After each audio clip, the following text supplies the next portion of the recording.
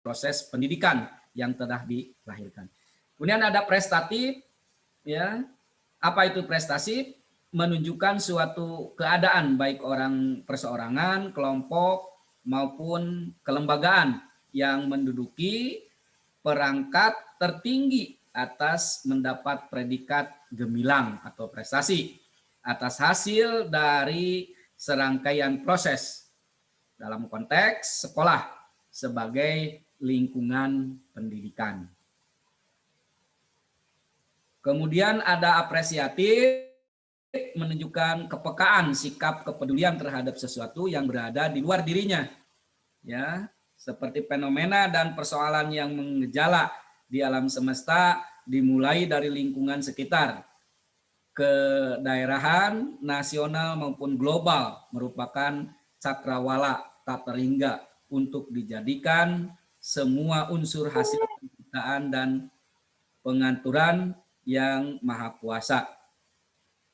Sikap apresiatif merupakan akumulasi dari perbendaharaan pengetahuan komprehensif, etos belajar tinggi karena besar keinginan untuk mengerti, kepedulian terhadap fenomena yang terjadi di alam sekitar.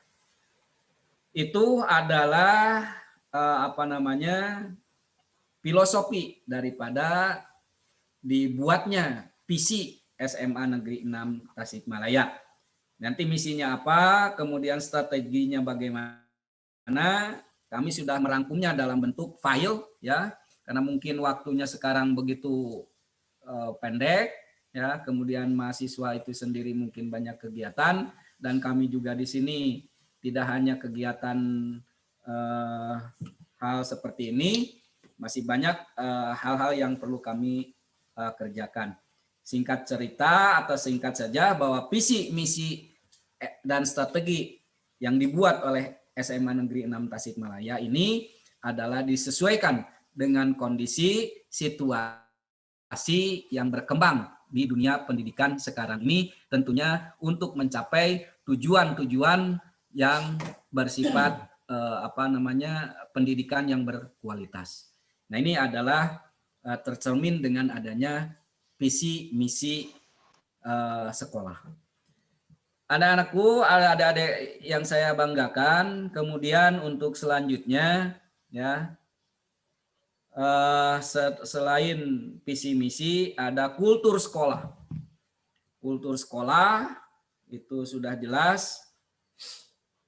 Setiap sekolah memiliki kultur yang dibangun, ya, di lingkungannya.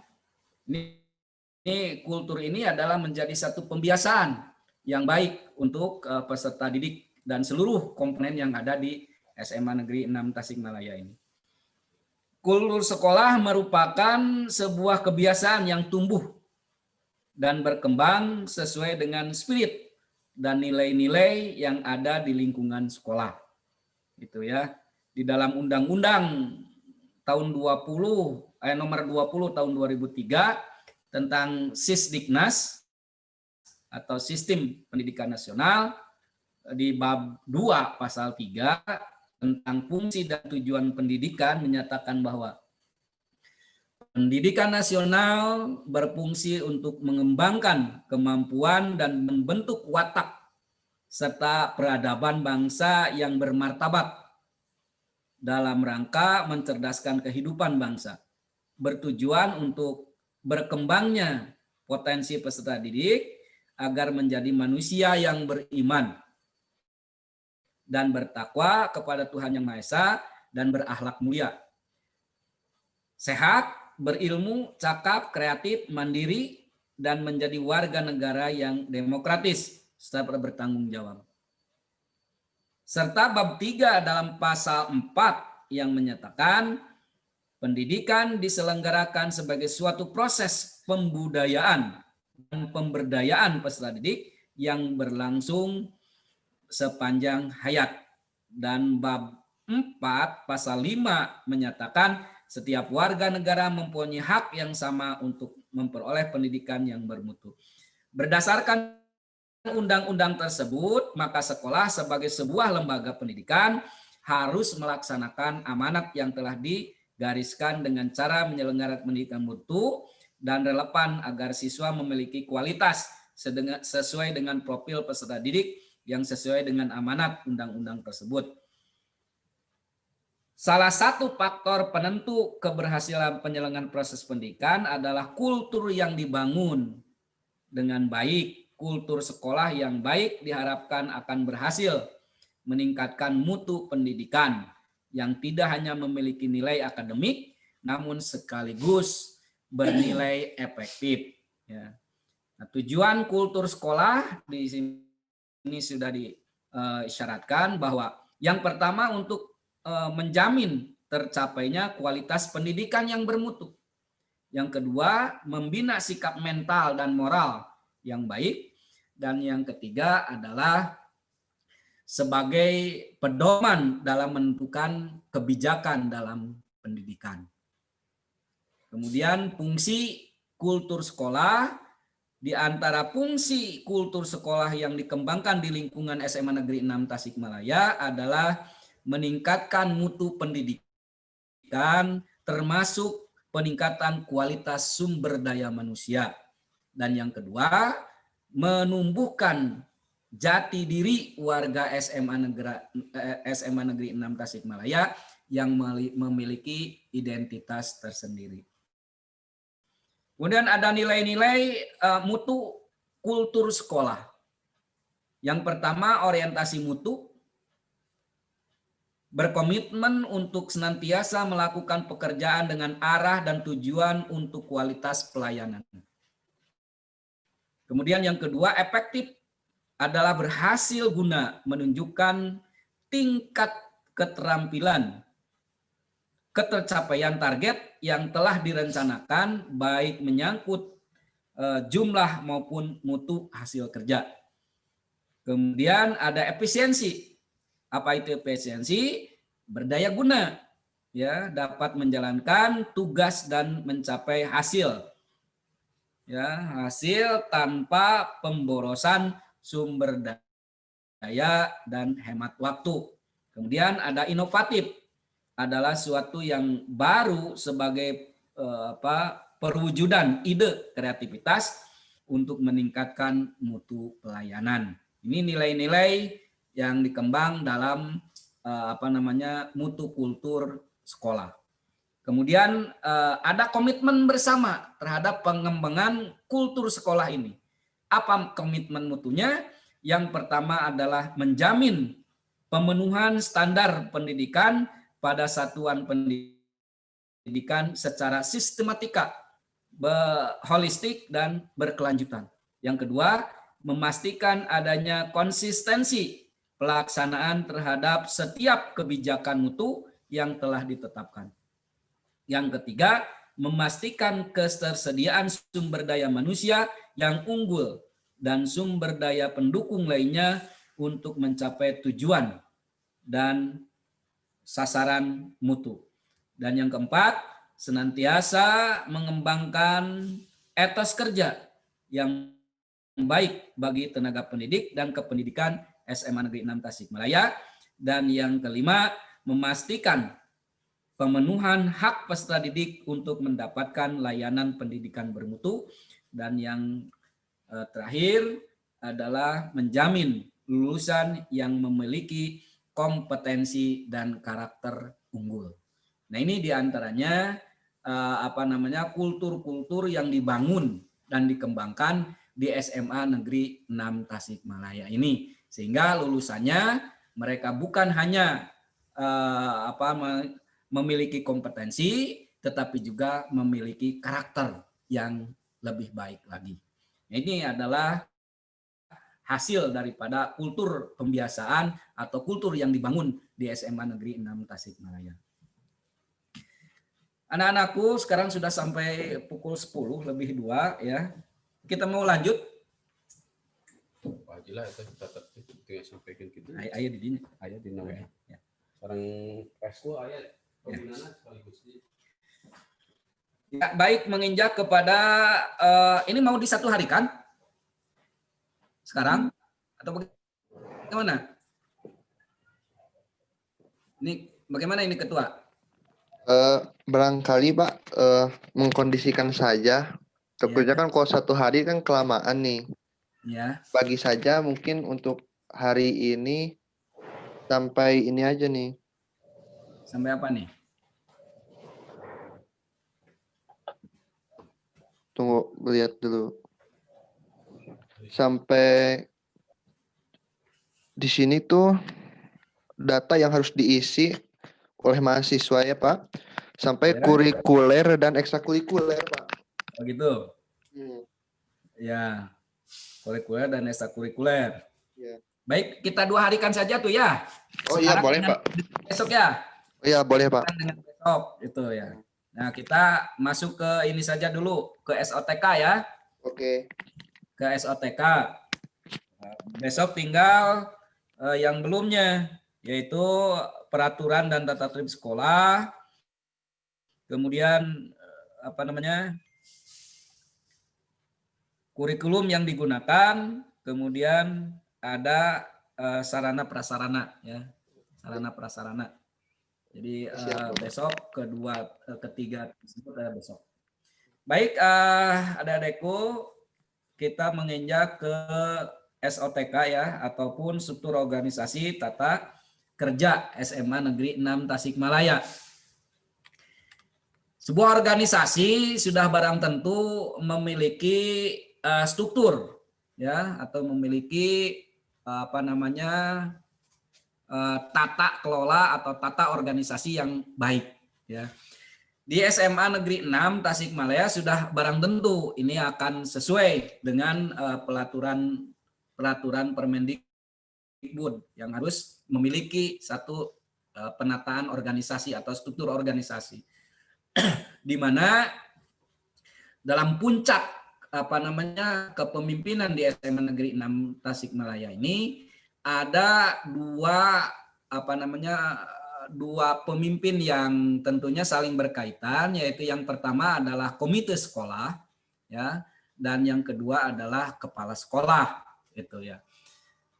Antara komite sekolah dan kepala sekolah memiliki hubungan yang baik, tetapi mereka tidak saling mengintervensi kegiatan.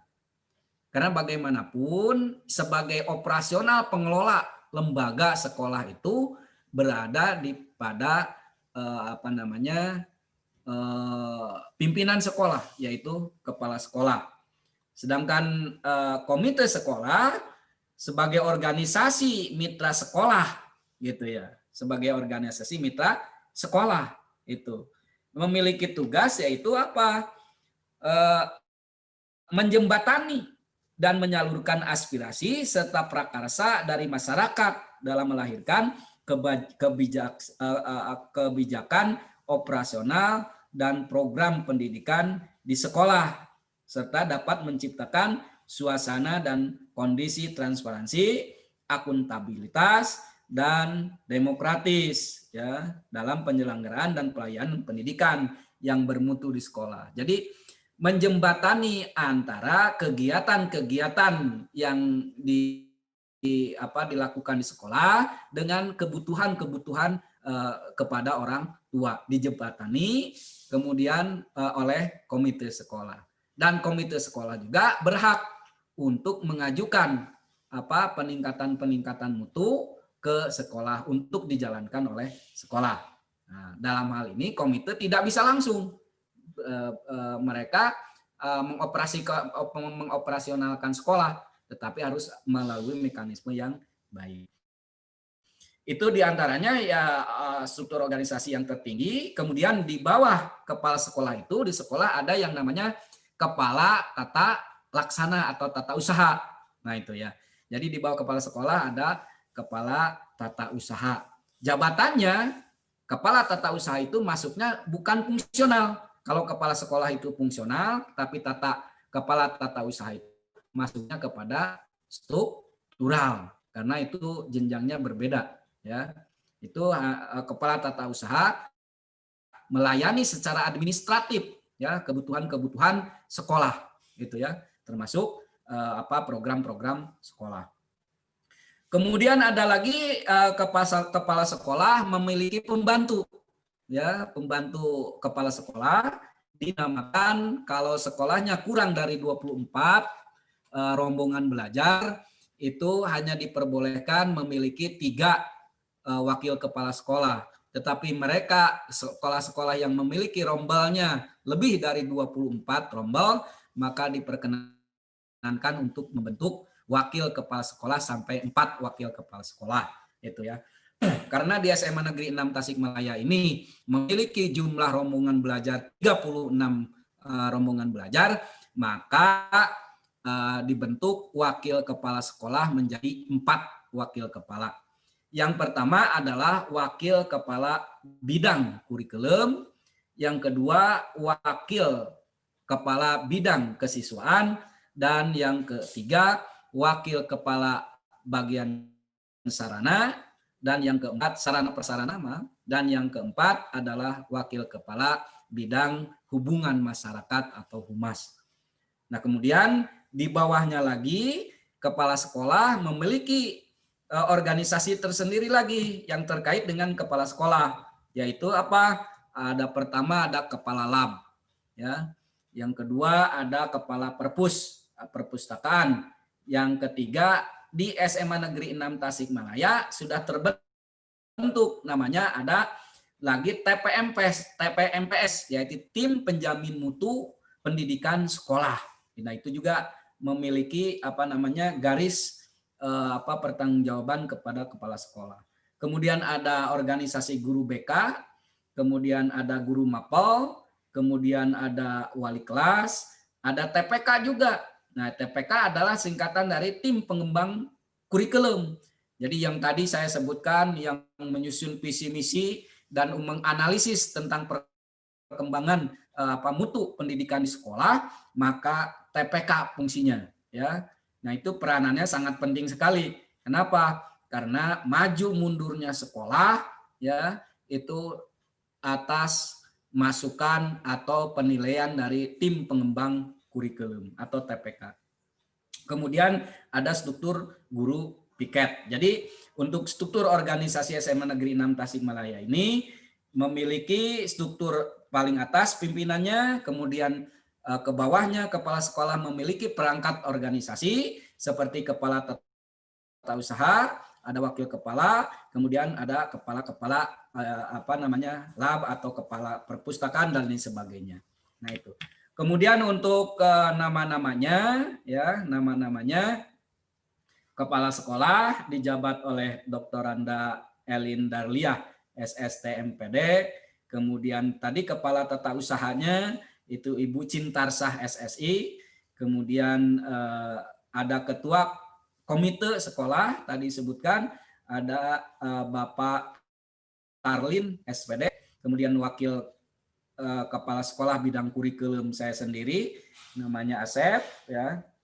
Kemudian ada wakil bidang kesiswaan namanya Panandar Setia Mulyadi, STMP Pikom. Kemudian ada wakil Sarpras atau sarana prasarana Ibu Dr. Anda Robiah. Kemudian untuk humasnya Ibu Tin Watini Effendi SPD. Kemudian ada kepala laboratorium yaitu Bapak Edi Kusdiana SPD, ya. Kemudian ada kepala perpustakaan itu namanya Ibu Hajah Eti Suhaeti SPD. Kemudian ada koordinator pembina OSIS yaitu Dr. Randa Dewi Suswati. Kemudian koordinator BK yaitu Dr. Andes Haji Yayat Ahdiat. Ada ketua MPS. Nah, ketua MPS dan ketua TPK ini sesuai dengan kultur ya kebiasaan di SMA Negeri 6 itu dijabat oleh ketuanya oleh wakil kepala bagian kurikulum, ya. Itu untuk ketua TPMPS dan ketua TPK. Sekarang tugas dan fungsi pengelolaan sekolah ini terkait dengan struktur organisasi, ya. Yang pertama adalah komite. Sekolah sebagai organisasi mitra sekolah mitra sekolah memiliki peran yang sangat strategis dalam upaya turut serta mengembangkan pendidikan di sekolah. Jadi tugas komite adalah ikut serta perannya untuk mengembangkan pendidikan di sekolah. Keberadaan komite sekolah merupakan sesuatu yang sangat penting, yakni harus dapat menjadi sebuah organisasi yang benar-benar dapat mewadahi, menjembatani, dan menyalurkan aspirasi serta prakarsa dari masyarakat dalam melahirkan kebijakan operasional dan program pendidikan di sekolah, serta dapat menciptakan suasana dan kondisi transparansi, akuntabel, dan demokratis dalam penyelenggaraan dan pelayanan pendidikan yang bermutu di sekolah. Kemudian ada kepala sekolah.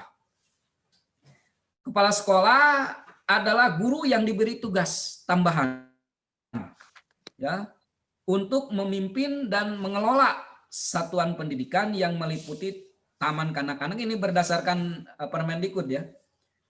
Taman kanak-kanak luar biasa atau sekolah dasar luar biasa atau sekolah menengah pertama atau sekolah menengah pertama luar biasa atau sekolah menengah atas atau sekolah menengah kejuruan, sekolah menengah atas luar biasa atau sekolah Indonesia di luar negeri. Nah, itu adalah tupoksinya sekarang. Tupoksi daripada kepala sekolah yang pertama adalah dalam bidang penyusunan program kerja. 1. Merumuskan, menetapkan, dan mengembangkan visi sekolah. Yang kedua, merumuskan, menetapkan, dan mengembangkan misi sekolah. Yang ketiga, merumuskan, menetapkan, dan mengembangkan tujuan sekolah. Dan yang keempat, membuat rencana kerja sekolah atau RKS, dan rencana kegiatan dan anggaran sekolah atau RKAS. Kemudian yang kelima, membuat perencanaan program induksi. Kemudian ada di bidang tugas kepala sekolah bidang pelaksanaan rencana kerja. Ya, 1. Menyusun pedoman kerja. 2. Menyusun struktur organisasi sekolah. Yang ketiga, menyusun jadwal pelaksanaan kegiatan sekolah per semester dan tahunan. Dan yang keempat, menyusun pengelolaan kesiswaan yang meliputi melaksanakan penerimaan peserta didik baru, memberikan layanan konseling kepada peserta didik, melaksanakan kegiatan ekstra dan kurikuler untuk para peserta didik, melakukan pembinaan prestasi unggulan, melakukan pelacakan terhadap alumni, ya. Dan banyak lagi tentang kegiatan kepala sekolah, ya, sudah barang tentu. Nah, ini dalam pelaksanaannya kepala sekolah dibantu oleh wakil kepala sekolah, ya. Di antaranya bantuan tersebut tentang pelaksanaan rencana kerja, tentang supervisi evaluasi, tentang kepemimpinan sekolah, dan lain sebagainya. Nah, wakil kepala sekolah diberikan amanat untuk membantu kepala sekolah dalam hal-hal tersebut. Ya, kalau saya sebutkan satu persatu tugas dan wakil kepala sekolah dari setiap bidangnya itu akan memakan waktu yang banyak, ya, karena banyak sekali, terutama wakil kepala bidang kurikulum, juga wakil kepala bidang kesiswaan, kemudian juga wakil kepala bidang sarana prasarana, dan yang terakhir wakil kepala sekolah bidang hubungan masyarakat. Mereka memiliki job description kerjanya yang berbeda-beda, ya, dan memiliki segudang pekerjaan untuk mensukseskan pekerjaan Bapak pimpinan atau pimpinan sekolah. Sehingga kita bahu-membahu merupakan satu kesatuan mengerjakan pekerjaan yang mendukung daripada kinerja kepala sekolah sehingga menciptakan satu kondisi pendidikan yang bermutu. Itu diantaranya. Kemudian ada yang dinamakan tadi TPMPS, ya, dan TPK. Baik, akan saya beri gambaran tentang TPMPS. Dalam upaya meningkatkan mutu pendidikan, pemerintah dalam hal ini Kemendikbud mendorong setiap satuan pendidikan untuk melaksanakan sistem penjaminan mutu pendidikan atau SWMI agar dapat mencapai standar nasional pendidikan. Jadi TPMPS itu diarahkan untuk apa? Untuk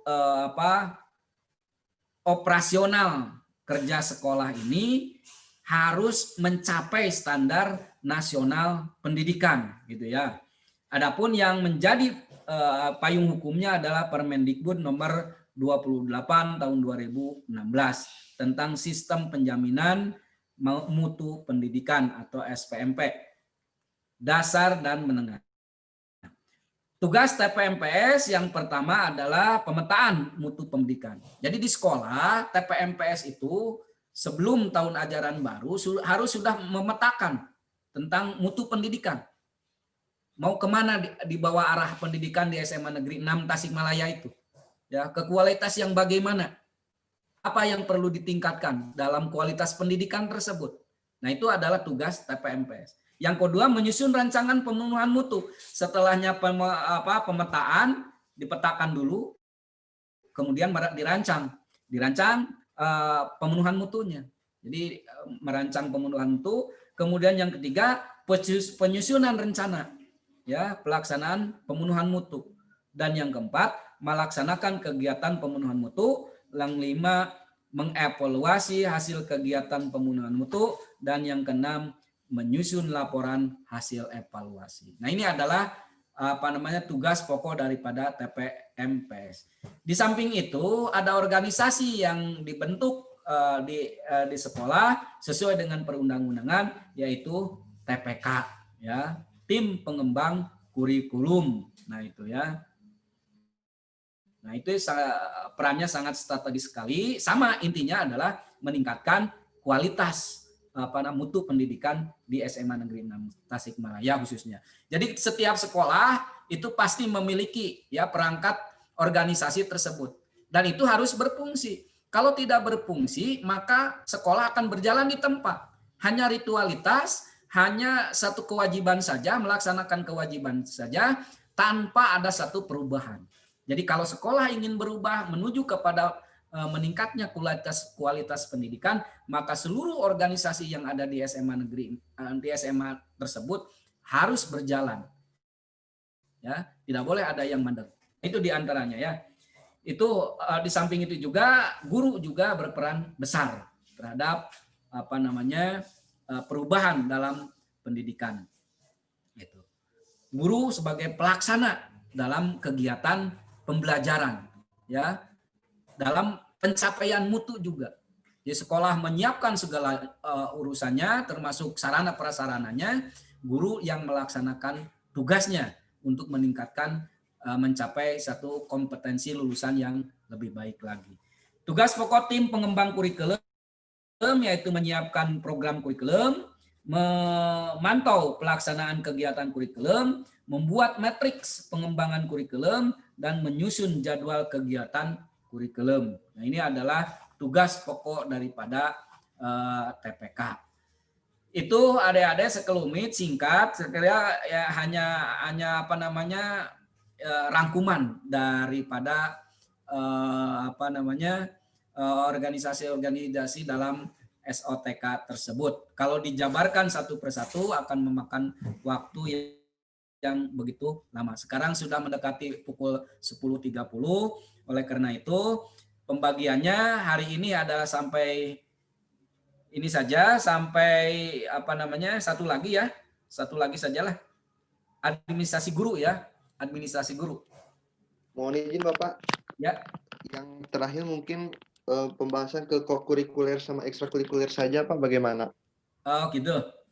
Bentar. Boleh. Bentar.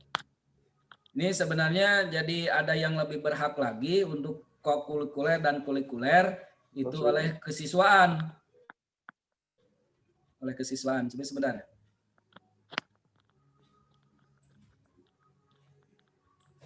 Ya, untuk kokurikuler dan ekstrakurikuler itu persiapannya mungkin belum ini ya.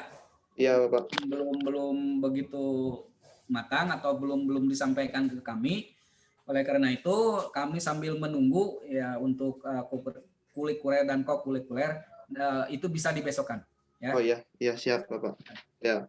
Satu lagi saja administrasi ya. Oh iya, siap. Administrasi guru.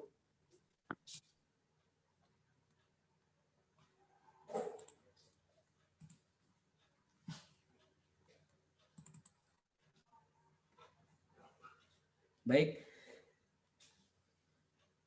Ya, administrasi guru SMA Negeri 6 Tasikmalaya itu diawali pembuatannya itu sekitar di tahun ajaran baru, yaitu di bulan Juli, ya. Di setiap bulan Juli tahun ajaran baru, guru-guru harus mempersiapkan seluruh perangkat administrasi pembelajaran, ya, administrasi guru. Jadi kalau nanti adik-adik sudah masuk ke menjadi tenaga pendidik di sekolah-sekolah, maka hal-hal yang perlu disiapkan dalam tahun ajaran baru yaitu administrasi guru. Ada berapa administrasi guru tersebut? Banyak, adik-adik. Makanya ini menjadi satu tantangan bagi kita, ya, khususnya para guru dan calon guru, ya, harus mendalami hal-hal seperti ini. Yang pertama adalah administrasi guru kurikulum 2013 itu terdiri daripada 4 buku, ya. Ada 4 buku, ada buku 1, buku 2, buku 3 dan buku 4. Nah, ini ya, ada buku 1, buku 2, buku 3, buku 4. Nah, mungkin kalau di di sekolah, di universitas hanya mendalami ilmu bagaimana cara membuat RPP mungkin, ya. Nah, seperti itu. Tetapi ada hal-hal lain tentang administrasi guru. Contohnya di buku 1. Di buku 1 itu ada yang namanya analisis SKL, ya. Analisis SKL. Nah, ini harus ada, ya. Guru harus menganalisis SKL. Itu. Yang kedua ada KI dan KD. Ini sudah jelas. Kompetensi inti dan kompetensi dasar itu sudah disiapkan oleh pemerintah. Ya, kita tinggal mencari, mendownload, kemudian disimpan dalam dokumen buku 1, gitu ya, untuk administrasi guru. Yang ketiga adalah adanya silabus, ya. Ada silabus, itu kalau silabus sekarang itu masih disiapkan oleh pemerintah, ya. Silabus itu disiapkan oleh pemerintah. Nah, itu kita tinggal hanya mendownload saja. Nah, ini yang dibuat oleh guru adalah RPP, ya. RPP dari setiap tahun mengalami perubahan. Nah, sekarang RPP yang di zamannya Mas Nadiem, ya, itu dengan RPP terkenal dengan RPP 1 lembar, itu ya. RPP yang disederhanakan. Nanti adik-adik bisa berinteraksi, berkomunikasi dengan guru pamong, bagaimana bentuk daripada RPP yang disederhanakan itu. Hanya 1 lembar. Dan 1 lembar itu hanya memuat yang pertama adalah tujuan pembelajaran, ya. Yang kedua adalah langkah-langkah pembelajaran, dan yang ketiga adalah penilaian. Jadi RPP sekarang hanya singkat saja, ya, hanya mengandung 3 inti daripada kegiatan. Yang pertama sekali lagi tujuan pembelajaran, yang kedua langkah-langkah pembelajaran, dan yang ketiga adalah penilaian. Nah, ini adalah dalam RPP kurikulum 2013 di tahun 2020 sekarang ini. Kemudian ada KKM, kriteria ketercapaian minimal atau kriteria kompetensi minimal. Nah, ini kita harus mengeset dari awal Juli tentang KKM yang akan dicapai atau target KKM yang harus dicapai oleh para peserta didik, ya. Nah, tidak serta-merta kita hanya mencantumkan KKM-nya sekian misalkan. Misal KKM 75. Dari mana 75 itu? Nah, itu ada rumusan-rumusannya sehingga tercapai nilai angka target 75 sebagai acuan kriteria minimal, ya. Yaitu KKM itu sangat penting sekali di mana guru harus menyampaikan materi itu, ya, ketercapaian dalam nilainya, ya, ketercapaian daripada KKM-nya harus sesuai dengan rumusan awal. Nah, kalau misalkan tidak tercapai KKM tersebut, maka ini menjadi suatu bahan evaluasi, ya, evaluasi apakah ini ada kesalahan dalam penyampaian sehingga anak-anak tidak paham, atau ada kekurang pahaman daripada siswa yang serapan dari materi tersebut kurang. Nah, ini ada 2 jenis nantinya.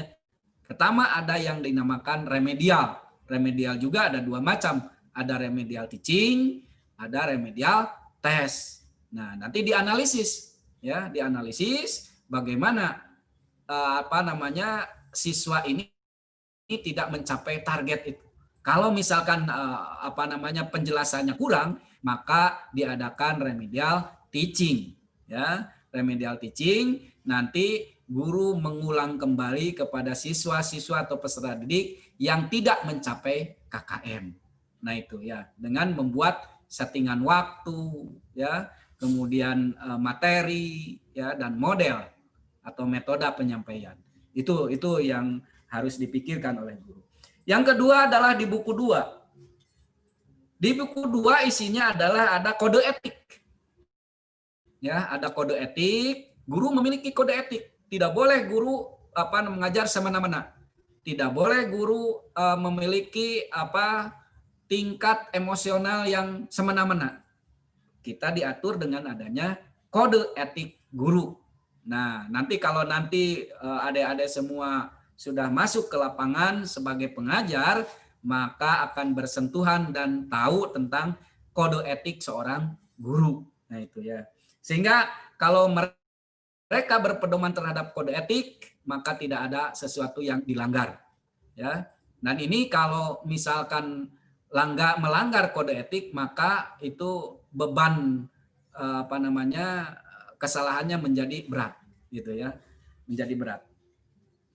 Kemudian ada ikrar guru. Nah, sebelum jadi guru, kita melalui pelantikan, dalam pelantikan itu dibacakanlah ikrar guru. Ya, nah ikrar guru itu harus tercantum dalam administrasi untuk apa? Mengingatkan bahwa guru telah berjanji, telah menyampaikan ikrarnya sebagai guru.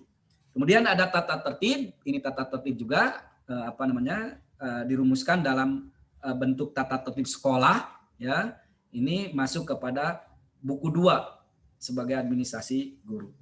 Kemudian ada pembiasaan. Yang dimaksud pembiasaan, nanti masuk saja langsung ke pembiasaannya. Yang dinamakan pembiasaan ini adalah hal-hal karakter atau nilai-nilai yang ditanamkan pada waktu kita bersosialisasi, berinteraksi baik di lingkungan sekolah atau di lingkungan kelas. Ya, kalau di lingkungan sekolah, misalkan ketika kita berada di luar sekolah, maka ada satu pembiasaan kita memiliki karakter yang harus dikembangkan atau dibentuk di sana. Misalkan terbiasa mengucapkan salam, ya, kemudian mereka menggunakan bahasa yang baik, ya. Kemudian kalau misalkan masuk kelas harus mengetuk pintu, ya, dan lain sebagainya. Kemudian ketika kita masuk di kelas, maka diawali dengan berdoa. Ya, nah itu pembiasaan karakter yang dibangun terutama di SMA Negeri 6 Tasikmalaya. Dan pembiasaan ini harus ada tertulis dalam bentuk administrasi bagi guru itu sendiri. Kemudian ada kalender pendidikan, sudah jelas kita memiliki kalender pendidikan secara nasional dan itu harus dilaksanakan di setiap satuan pendidikan termasuk di SMA Negeri 6 Tasikmalaya. Kita melakukan kegiatan operasional sekolah berdasarkan daripada kalender pendidikan, gitu ya. Jadi muaranya itu tetap kita mengacu kepada kalender pendidikan untuk kegiatan-kegiatan operasional sekolah. Kemudian di buku 2 juga masih ada alokasi waktu, ya. Alokasi waktu untuk 1 tahun ini kita bagi dalam 2 semester. 1 semester ini misalkan jumlah efektif minggunya berapa, jumlah efektif harinya berapa, dan lain sebagainya. Itu diatur dalam alokasi waktu. Kemudian ada program tahunan. Ada program tahunan, kita membuat program sesuai dengan KI dan KD tersebut. Sehingga kita buat program untuk pembelajaran dalam 1 tahun. Kemudian ada program semester. Dari program 1 tahun itu kita pecah menjadi 2 semester. Ada semester ganjil dan semester genap. Nah itu harus ada dalam buku 2. Kemudian ada buku 3 yang masuk pada buku 3 yaitu tentang operasional langsung di sekolah. Yang pertama adalah harus memiliki absensi. Jadi guru harus memiliki presensi. Maaf ya mahasiswa, saya sosialisasikan bahasa absensi itu salah. Ya, absensi itu ketidakhadiran. Ya, makanya nanti kalau langsung ke sekolah gantilah dengan presensi namanya. Mungkin di kampus-kampus sudah disosialisasikan tentang presensi. Presensi itu adalah kehadiran. Jadi ketika kita mau bertanya kepada ketua kelas dan lain sebagainya, mana absensinya, itu ada kebiasaan yang salah. Jadi kita harus membiasakan yang baik dengan menyebutkan presensi. Kemudian presensi yang harus ada, kemudian jadwal mengajar juga harus dimiliki, kemudian penilaian. Itu bentuk penilaiannya banyak, ada unjuk kerja, ya. Penilaian itu ada penilaian pengetahuan, ada penilaian keterampilan, dan ada penilaian sikap, ya. Dalam sikap tersebut apa yang harus ditilainya? Dalam setiap kali pertemuan misalkan di kelas, ya, apakah kedisiplinannya, tanggung jawabnya, tergantung model pembelajarannya, ya, yang dikembangkan. Kemudian ada daya serap siswa terhadap materi yang diberikan tentunya. Berapa persentase yang diserap oleh siswa tersebut. Itu akan kelihatan ketika kita melihat dari penilaian. Maka penilaian itu adalah feedback bagi kita untuk mengukur daya serap materi untuk para siswa tersebut. Kemudian ada jurnal guru, guru harus mengisi jurnal setiap hari. Nah, ini bukti daripada kegiatan belajar mengajar di kelas, maka setiap guru harus mengisi jurnal. Itu adalah sebagai bukti daripada keberlangsungan proses belajar mengajar di kelas, gitu ya. Jurnal itu nanti akan tercantum tanggalnya, harinya, materi yang diberikannya, ya, kemudian tingkat kehadiran siswanya, itu ya. Nah, itu di jurnal ada. Kemudian daftar buku pegangan. Nah, ini tentang penggunaan buku, ya. Kalau dalam scientific model atau metode, kita mencari sumber itu tidak hanya satu sumber saja. Kita misalkan buku paket, tidak demikian, tetapi sumber yang sekarang begitu banyak. Referensi bisa dari internet, bisa dari buku paket, bisa dari majalah, bisa dari koran, bisa dari media-media baik televisi ataupun radio dan lain sebagainya, ya. Itu bisa dijadikan sumber pembelajaran. Kalau kita dulu hanya terfokus kepada buku paket saja. Nah, sekarang tidak demikian. Kemudian harus memiliki analisis butir soal, ya. Jadi guru itu harus dianalisis setiap kali memberikan latihan atau penilaian, ya. Dianalisis butir-butir soalnya, ini daya pembedanya bagaimana, tingkat kesulitan atau kemudahannya bagaimana, dan lain sebagainya, gitu ya. Kemudian ada soal dan kisi-kisi soal. Itu di buku 3 harus ada penilaian dan kisi-kisi penilaian. Jadi penilaian ataupun tes, dan harus juga memiliki kisi-kisi tes tersebut. Kemudian ada di buku 4 tentang evadir, evaluasi diri. Jadi guru mengevaluasi diri. Apa bentuk kekurangan daripada selama mengajar ini, gitu ya. Jadi setiap tahun, semester, gurunya itu harus memiliki evaluasi diri. Evaluasi diri memiliki instrumen-instrumen, ya, yang harus ditilai. Itu baik oleh rekan sekerjanya ataupun atasannya. Itu evadir. Kemudian ada yang namanya di buku 4 itu program tindak lanjut. Jadi kalau guru mengadakan evaluasi, kemudian dianalisis hasil evaluasinya, ya, maka harus ada program tindak lanjut. Ya, tindak lanjutnya apakah remedial, apakah atau enrichment atau pengayaan, dan lain sebagainya. Kemudian yang terakhir di buku 4 harus ada daftar pustaka. Nah, ini semua adalah tentang administrasi guru di kurikulum 2013. Sekali lagi saya ulangi, ada buku 1, buku 2, buku 3, dan buku 4. gitu ya. Jadi setiap guru lengkap. Kalau saya lihat ya, ini adalah hanya setebal ini, mungkin belum lengkap. Ini mungkin hanya buku 1 dan buku 3 saja. Ya, sedangkan buku 2 dan buku 4 kayaknya ini belum ada. Karena kalau ada buku 1, buku 2, buku 3, ini mungkin bisa sampai tebalnya segini. Ya. Nah, ini kalau disatukan. Ya, kalau disatukan. Nah, ini administrasi guru selama 1 tahun yang harus dimiliki. Itu ya, mudah-mudahan nanti jadi bekal bagi kalian ketika sudah berada di lapangan sebagai pengajar atau pendidik di lingkungan sekolahnya masing-masing. Demikian ya adik-adik, hari ini kita cukupkan sekian saja.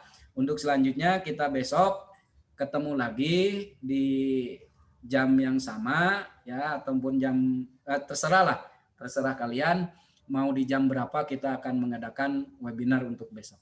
Itu saja yang bisa saya sampaikan. Terima kasih atas perhatiannya. Assalamualaikum warahmatullahi wabarakatuh. Nah, untuk misal kalau ada pertanyaan disilakan untuk sekarang, disilakan MC untuk mengkondisikannya. Terima kasih. Terima kasih. Terima kasih Pak pemaparannya. Semoga dengan baik oleh rekan dari PLP SMA ya. Baik, kepada rekan-rekan PLP, barangkali ada pertanyaan, disilakan. Mungkin 3 pertanyaan saja, kalau ada. Silakan. Ya. Raise hand.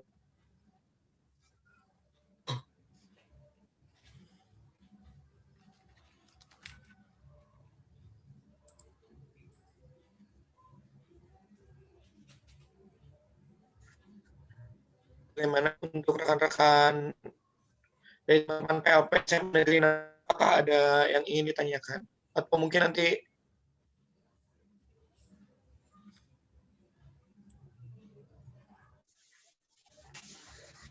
sepertinya tidak ada ya Pak.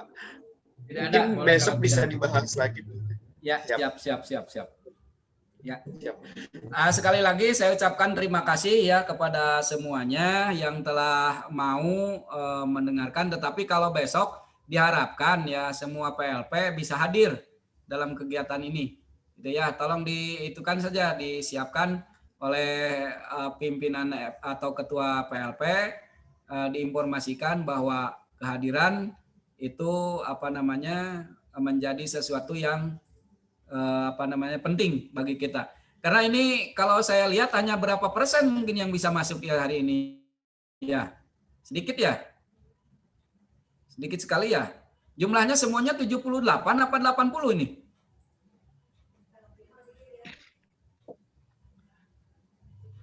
80 Pak kalau tidak salah. 80. Ya. Ya kalau 80 di sini kalau saya lihat ini hanya mungkin 20 sampai 30% ya, 40% ini yang hadir. Nah, dimohon maaf untuk besok ya bisa hadir semuanya ya. Jadi kami dalam memberikan penilaian atau laporan kepada DPL terutama ya, kalau tidak salah tanggal berapa DPL itu? Tanggal 12 ya? Iya, Pak.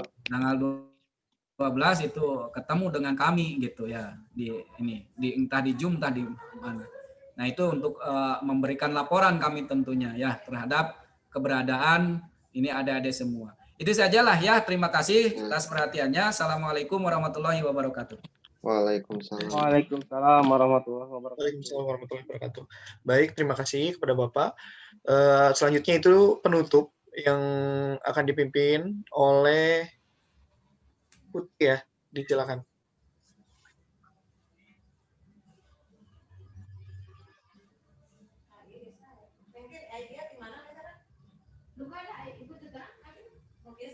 Kita doa.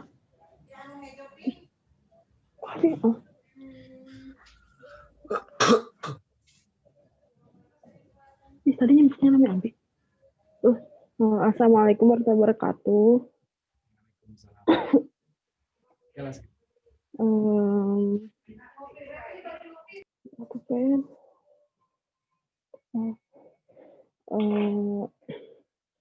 Sebelum memulai doa, izinkan saya untuk memimpin doa penutup kali ini. Bismillahirrahmanirrahim. Aduh.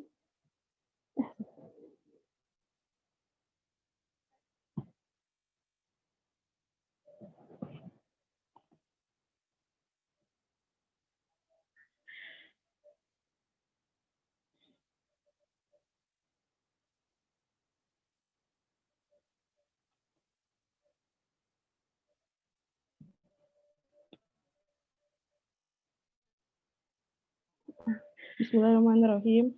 Allahumma inna nas'aluka salamatan fid din wa afiyatan fil jasad wa jazatan fil ilmi wa barakatan fil rizki wa taubatan qoblal maut wa rahmatan indal maut wa maghfiratan ba'dal maut. Allahumma hawin alaina fi syakaratil maut wa najamati minan nar wa afa indah hisab. Rabbana atina fid dunya hasanah wa fil akhirati hasanah wa qina azabannar. Subhana rabbika rabbil izzati amma yasifun wa salamun ala mursalin walhamdulillah. Assalamualaikum warahmatullahi wabarakatuh. Waalaikumsalam warahmatullahi wabarakatuh. Baik, terima kasih. Saya selaku pembawa acara pada konferensi hari ini memohon maaf atas segala bentuk kekurangan. Kita akhiri pertemuan kali ini dengan bacaan alhamdulillah bersama-sama. Alhamdulillahirrahmanirrahim. Assalamualaikum warahmatullahi wabarakatuh. Waalaikumsalam warahmatullahi wabarakatuh.